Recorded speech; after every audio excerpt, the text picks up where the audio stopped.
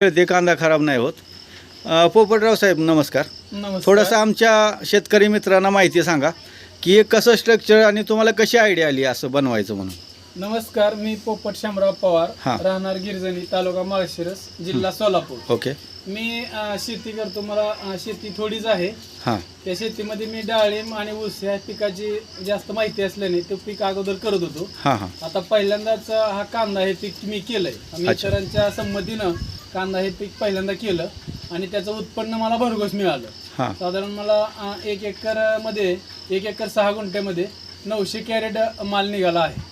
आणि तो 10 रुपये दराने मागितल्यामुळं आपलं शेतीचं कवडी मोल किमतीने बाजारमध्ये मार्केट होतंय. हां. म्हणून मी असा डोक्यात विचार केला की आपण याची साठवणूक करायची. अच्छा अच्छा. हां मग साठवणूक करायची असं ठरवलं आणि त्याचं पूर्णपणे व्यवस्थित नियोजन केलं. मग कसं नियोजन करायचं हे अगोदर बसून तयारी केली. हां आणि त्याची मी जाळी अगोदर पाहिली कुठे मिळते का. सुरुवातीला मला जाळी मिळाली नाही.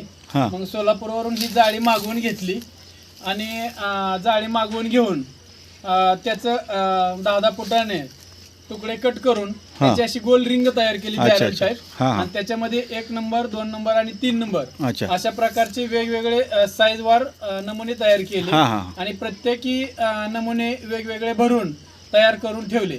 त्याला बाहेरच्या बाजूने हवा लागते, आतल्या बाजून हवा लागत नाही. म्हणून मी प्रत्येक 5.5 फुटाचा पाईप 2.5 इंची कट करून त्याला आतमधून होलं पाडली हां. जेणेकरून आतमध्ये कांद्याला हवा लागल, अच्छा. एअर निघून जाईल.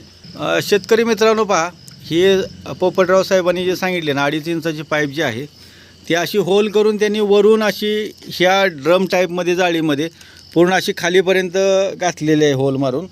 त्यामुळे ह्या कांद्याला जे आहे ना ते व्हेंटिलेशन होतं आणि कांदा जो आहे ना तो खराब होत नाही. आता हा कांदा खराब होत नाही म्हणून ती पाईप वापरली.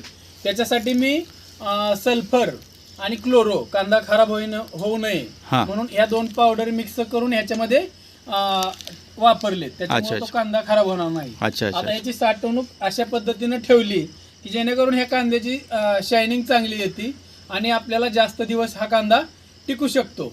आता हा कांदा जोपर्यंत आपल्याला चांगल्या प्रकारे मार्केटमध्ये दर येत नाही तोपर्यंत आपण टिकवू शकतो या.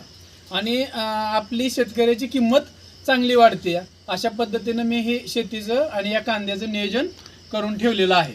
अच्छा.